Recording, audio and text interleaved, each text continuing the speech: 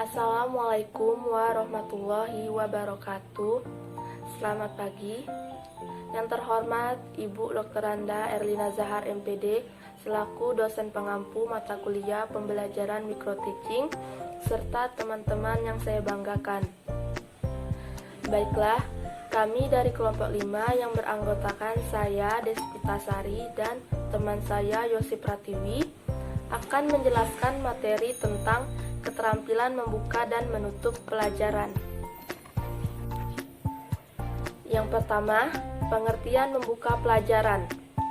Menurut Soli Abimanyu, membuka pelajaran adalah kegiatan yang dilakukan oleh guru untuk menciptakan suasana siap mental dan menimbulkan perhatian siswa agar terpusat pada hal-hal yang akan dipelajari. Menurut Sanjaya, membuka pelajaran atau set induction adalah usaha yang dilakukan oleh guru dalam kegiatan pembelajaran untuk menciptakan prakondisi bagi siswa agar mental maupun perhatian terpusat pada pengalaman belajar yang disajikan.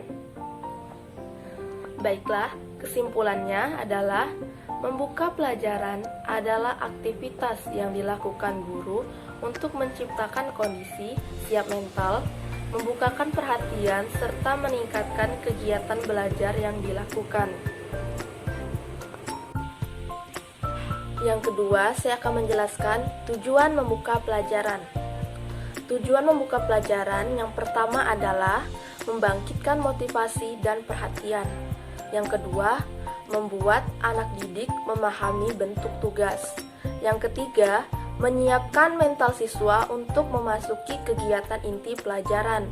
Yang keempat, menyadarkan siswa akan hubungan antara pengalaman atau bahan yang sudah dimiliki atau diketahui dengan yang akan dipelajari.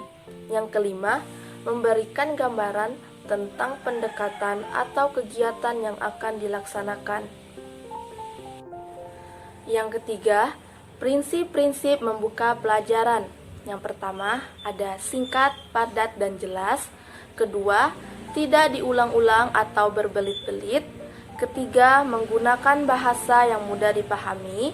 Keempat, disertai contoh dan atau ilustrasi seperlunya. Yang kelima, mengikat perhatian anak. Yang keempat, komponen-komponen dalam membuka pelajaran. Yang pertama, menarik perhatian siswa dapat dilakukan dengan cara memvariasikan gaya mengajar guru atau menggunakan alat-alat bantu mengajar yang dapat menarik perhatian siswa. Yang kedua, menumbuhkan motivasi belajar siswa dapat dilakukan dengan cara membangun suasana akrab sehingga siswa merasa dekat. Yang kedua, bisa dengan cara menimbulkan rasa ingin tahu. Yang ketiga, memberi acuan atau rambu-rambu yang dapat dilakukan dengan 1. Mengemukakan tujuan yang akan dicapai. Kedua, menjelaskan langkah-langkah atau tahapan pembelajaran. Ketiga, menjelaskan target atau kemampuan yang harus dimiliki setelah pembelajaran berlangsung. Yang keempat, membuat kaitan dapat dilakukan dengan cara 1. Mengajukan pertanyaan apersepsi. Kedua, mengulas sepintas garis besar isi pelajaran yang lalu. Yang ketiga, mengaitkan materi dengan lingkungan siswa atau siswi. Yang keempat, menghubungkan bahan pelajaran yang sejenis dan berurutan.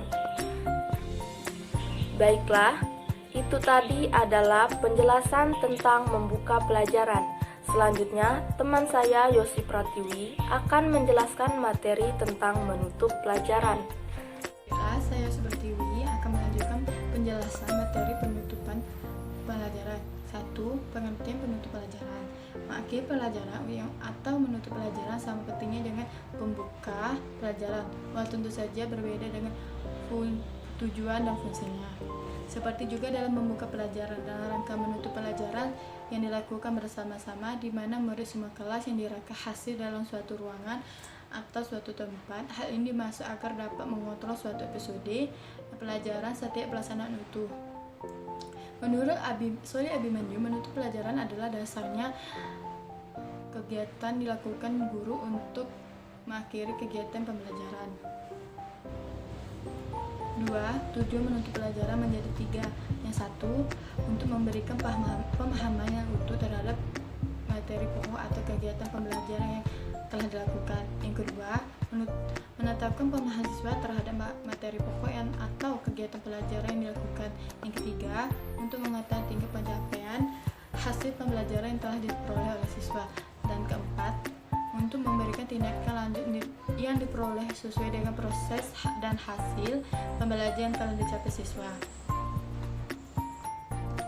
Yang ketiga, komponen-komponen menutup pelajaran itu menjadi 3.